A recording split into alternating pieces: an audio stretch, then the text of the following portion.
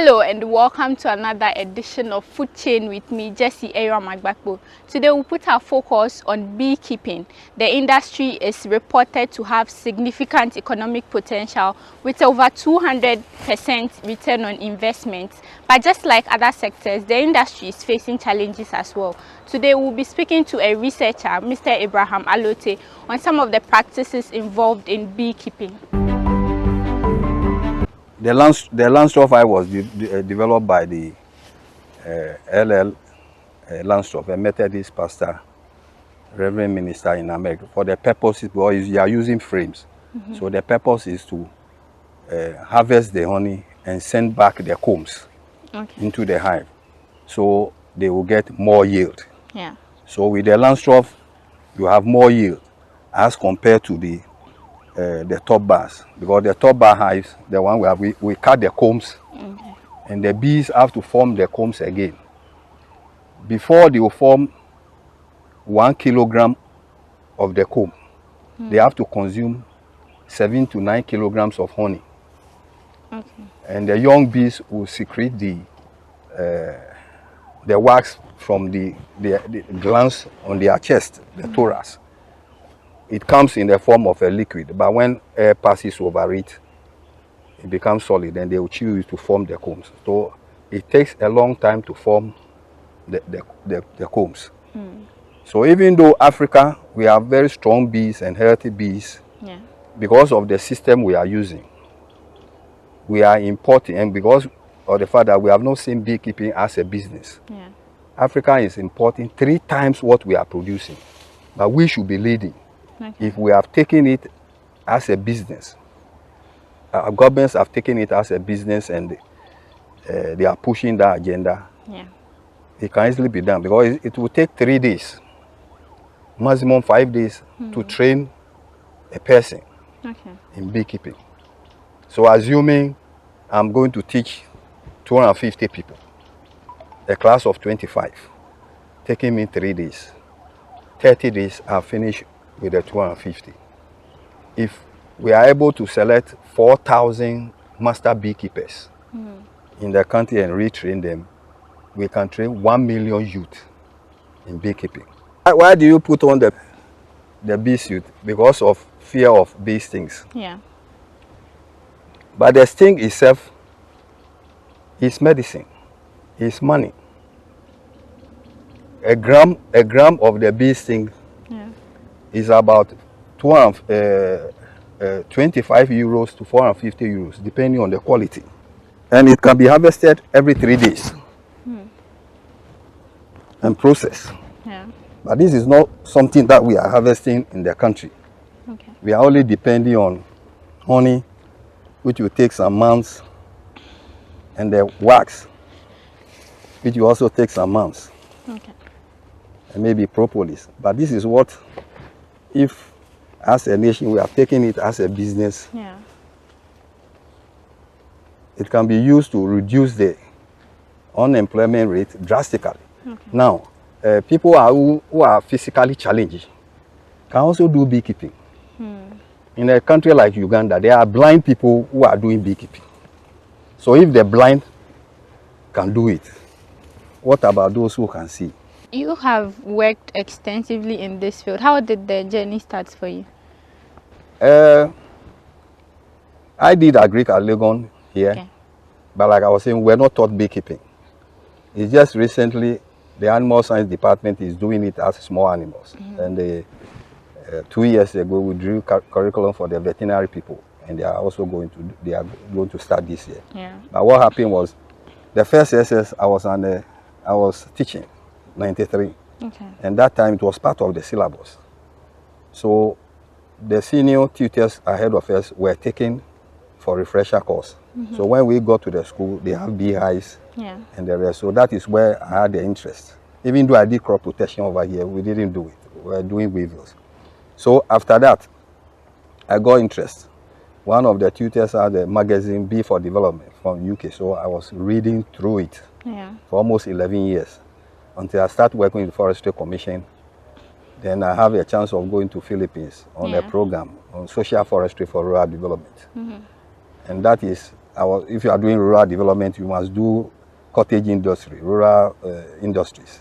So I was asked to select some industries so that we will go and visit. Yeah. And I chose beekeeping. So what types do you have here? The type we have the top bar hive. Okay. It can be in this shape. This one is a Kenya type of beehive. Okay. It's shaped like this, and this shape can be either Tanzania hive or Sopon hive. Sopon hive was developed by one Dr. Edu. He's just close to the Infansma girls. Okay. He developed that one, and so we have that one. Then we have the Langstroth hive, which is the one used from outside. Then we have a natural one, the bees in the what do you call it, in the log over there. In a hive, we have the workers. Okay. That's a female who are sterile. Okay. And the drones, they are the males, and the queen is ruled. The bee, one hive, one queen. Okay. So it is the queen that controls them, gives them instruction what to do, go and collect water, collect pollen, nectar, propolis, whatever. Yeah. But they decide how they will manage themselves over there. Okay. The queen over there will take off.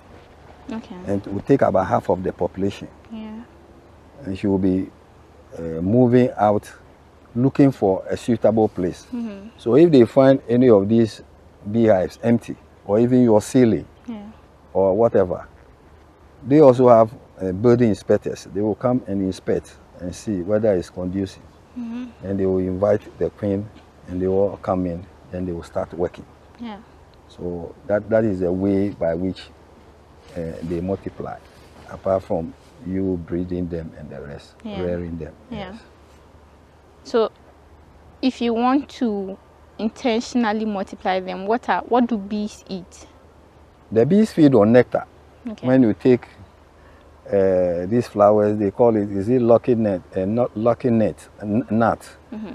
But we call it osibisa, these yellowish flowers. If you pluck it and you suck the bark of the flower, you see that sweet scented material from it.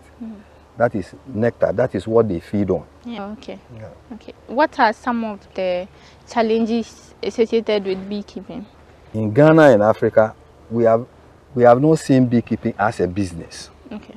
The nation has not seen it as a business. That is the number one headache. Yeah. The second one is fire. If you are keeping bees, you know, bees are good in dry areas, like the savanna areas. Sometimes the people in the north will say they are poor. They are not. When God was taking the Israelites from Egypt, he said, I'm taking you to a land flowing with milk and honey. If you have been to Israel before, you will not see this grass and herbs that we are seeing around. No. The place is bare. Bare ground. So virtually they have piped the place, drip irrigation all over. It's bare ground. You don't see these ones. No. But God said, I'm taking you to a land flowing with milk and honey. Practically, God was being scientific. Because the dry period, if you have flowers, the bees will be collecting the honey, the nectar. So they will produce the honey during the dry season. And they will stay indoors and feed on it during the rainy season. If sheep and goat are feeding on grass, they will get milk, they will get meat. So practically it is so. But here, we have those who are the Fulani people, they will set fire. And the fire can travel many kilometers, burning even electricity poles, thick poles, anything on its way, people's farm, rice farm. So we are not getting the benefit of it. So it's high time. Some of us are still thinking about developing a fire resistance beehive. Some people are using concrete, but we are bringing out a material that will help us do it very easily. There is no ministry in Ghana that has taken beekeeping as its baby. Not Ministry of Agric, not Forestry. But today, World Bank is bringing money for bee projects. we shall see the ministries that will rush because of the money. But now, no ministry can tell me they even have a desk officer. He just recently veterinary service want to do it. But generally, no ministry has taken it. So if right now beekeepers have a problem, they don't know who to run to. Secondly, the beekeepers, many organizations have trained beekeepers. So people are scattered, they are doing beekeeping. But we are not well organized. And honey is the third most adulterated product in the world. Why are people adulterating honey? Because the demand is far more supply. Nigeria alone is importing about 2 billion euros of honey a year. They are only producing 10% of demand. So even if we are not going to Europe, we'll put them articulator truss and send them. Even here, we are importing. Yeah. So this is a business that we must take it seriously. We recently, there was tree planting. People are planting trees. When they plant the trees, from the time you plant the trees up to the time you harvest the trees, what are you going to eat? So beekeeping must be integrated in some of these things. Okay. If we integrate beekeeping in some of our crops, pollination will bring about increase in yield. Okay. Apart from honey production, what other benefits are there in beekeeping generally?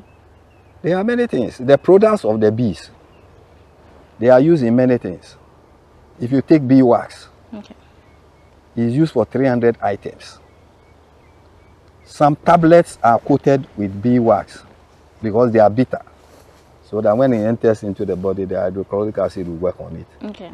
It's used in candles, the creams, the lipsticks that people are using. When we say wax print, it's beeswax print, the batik and the rest you are using. All this. And over here, maybe from here you will go and meet Professor Kusi. The brood combs, when we say the brood, where the eggs and things are laid, is being used to produce. Research has been done somewhere. We are repeating it over here, working on it, to produce COVID vaccine. And we are expanding to go into malaria vaccine. So it's a whole lot of industries within. In Israel, they use the bees to detect bombs. And there are some diseases they have trained bees to detect, because they will train the bees like we came here and the bees are coming. You will be put in the screen. If you have it, those bees have been trained, they will move towards you. That means they associate that chemical, the scent from your body, with food. They have a way of training. So it's a whole lot of science. It's used in many things. Propolis.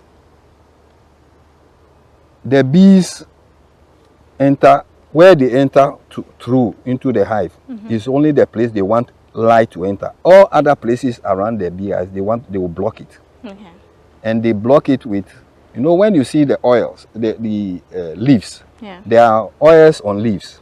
That is why leaves don't wet like paper when it rains. The water slides off. Yes. When you scrape a wood, the sticky material that we see it on the gummy material. On the tree. Yes. The bees collect it from the trunks, from the flower bars, from the leaf bars, from the surfaces of leaves. They add the wax to it, and they use it to block what do you call it? Those spaces. And that chemical, propolis, I'll show you. It's antiviral, antibacterial, antifungal. But there was Cameroon. There was a time that sleeping sickness that affect cattle and human beings. There was an incident over there. When they harvested the propolis in that area, it contains chemicals against the pathogens. The venom is used for anti-aging, is used to manage high blood pressure and arthritis. And somebody has attempted to use it to manage even sickle cells, because when the bee stings you, it dilates your red blood vessels and reduces the viscosity of the blood, so the blood can flow. Normally when those sickle cell patients, they are in crisis. Yeah. Their joints, because it's very difficult, and he attempted it. So it's something that we have to look at. So there's a whole lot of products in the beehive that we have to research into, which we are not yet doing. Yeah. What are some of the diseases associated with beehives? The bees. Keeping bees here. Well, normally the African bees, they are very strong, so we don't normally get those diseases. Okay. But outside they have it. In terms of pests, we have the beetles. That one we have them here. We have the varroa mite, foul brood, and other few ones. But generally, our bees are strong. Yeah. They are able to manage themselves. For example, if there is an infestation of varroa, the bees will abscond. Okay.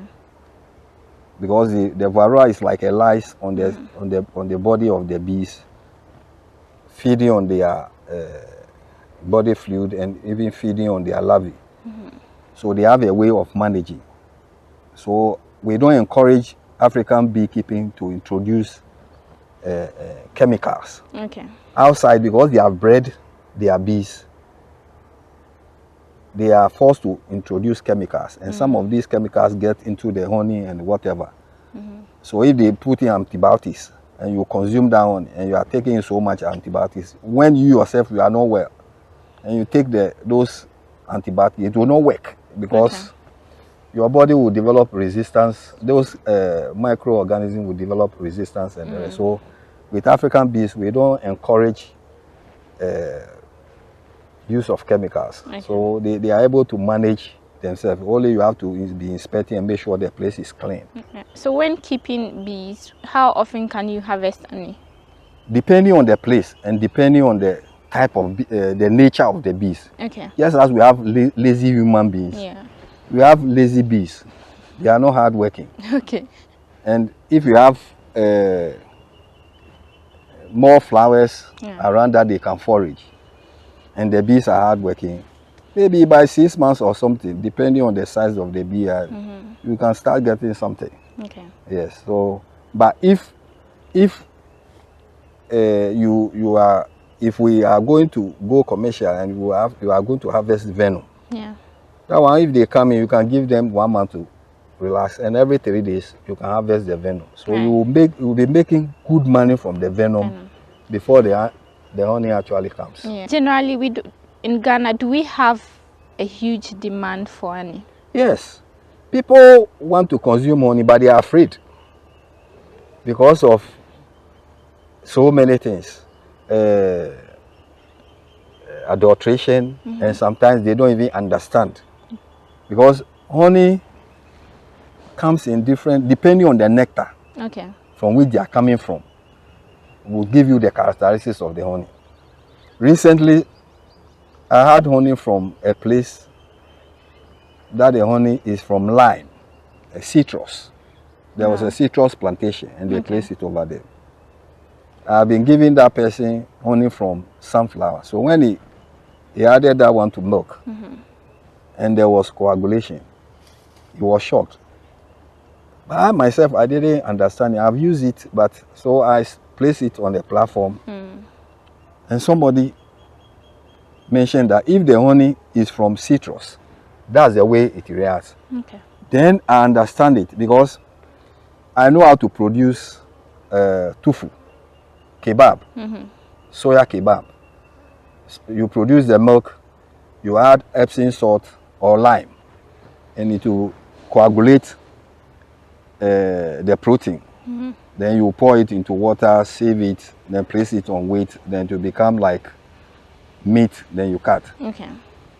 So when the person explained it, so I also put it that it works in the same way because of that coagulation.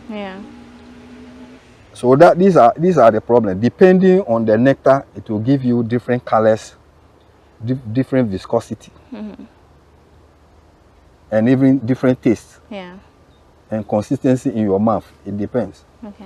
So people want to consume it, but they themselves, they don't know much about it. We were talking about some of the challenges. The inputs are costly.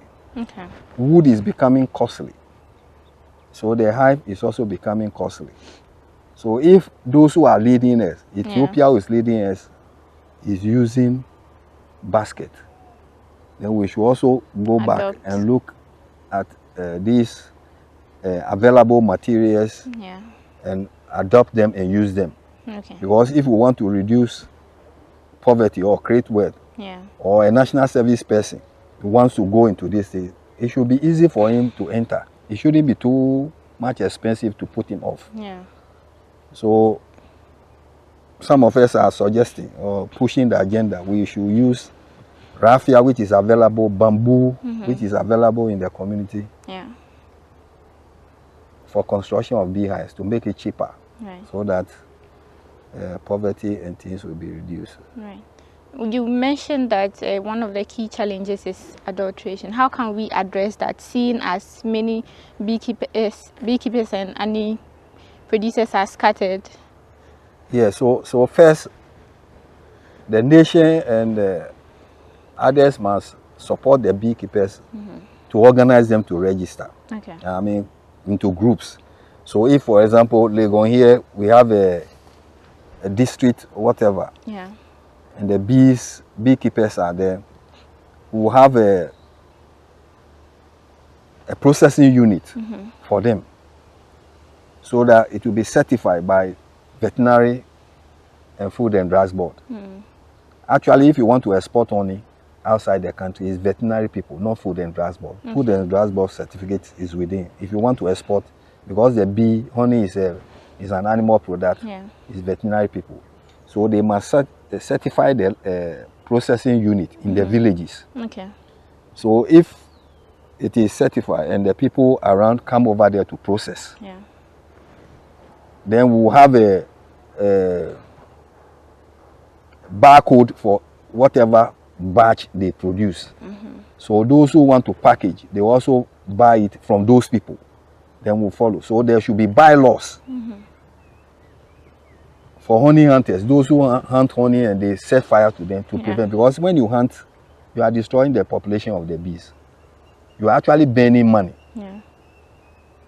And we must ensure that if the district assemblies have passed bylaws such that you can't move honey from one place to the other without proper documentation, all these things, because we must know the source.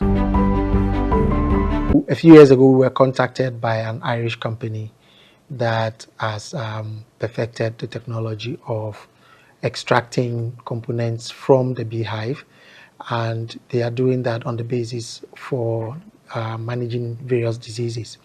Now, their basic principle for doing that is, you know how bees go everywhere looking for nectar, what they use to make honey, and then when they ultimately come back to the hive, it's likely they can carry a lot of microbes with them into the hive, but their hives are usually very clean. So there was that hypothesis that they might be doing something or secreting something that is keeping their hives clean. So can we harvest that or harness that and use that to treat human diseases? So that was the whole concept. We have done one round of testing with the products that they provided to us, extracted from the beehives. And we did testing against malaria, both in the lab as well as in mice. And both gave us very consistent information as to the fact that the extracts from the beehive are very effective against the malaria parasites. So both the human malaria parasites as well as the mouse malaria parasites, because these are two different types of parasites. So we've just gotten that work published, and we are now in discussions with them to do a second phase of testing, and then beyond that, see if we can go into human testing for this product against malaria. I must also say that they are in other places, in other universities, testing this product against other pathogens. So they've done testing for some veterinary pathogens, so pathogens or microbes that affect animals. They've done a lot of testing in that area. And then they are also testing against other human pathogens. So they've done testing against a few viruses and also bacteria. And in fact, here at Noguchi, we are going to do testing relating to both malaria and then HIV. So what we are looking at doing, and that is why we have the beehives here, is the first one we just finished testing. We got the product from them purified. This second round, we are going to do the local production of the product. We are going to make the product locally. And then beyond that, we are looking at when we enter human testing and if it is going to be as we expect, then we are looking at going to the extent of setting up a local company that will do production of this product and for the local market. Yes, but that's more of a long-term view of this. Well, so what I would say is natural products, and this is considered a natural product, other products from plants are very useful sources of medication. We just need to be able to harness them and then add the science to it to be able to standardize them. And once we have that, we have, I think, a good natural resource for taking care of a lot of the things that affect us. So we would just plead that there is a lot more resources put into some of these so that we'll be able to develop our own local solutions to our local problems. So we've been speaking to Mr. Abraham Alote, who is a researcher and a beekeeper, and he's been telling us all we need to know about beekeeping and some of the challenges facing the sector, which also include low support from government and development partners. This has been Food Chain with me, Jessie Eramagbapo. See you on another episode.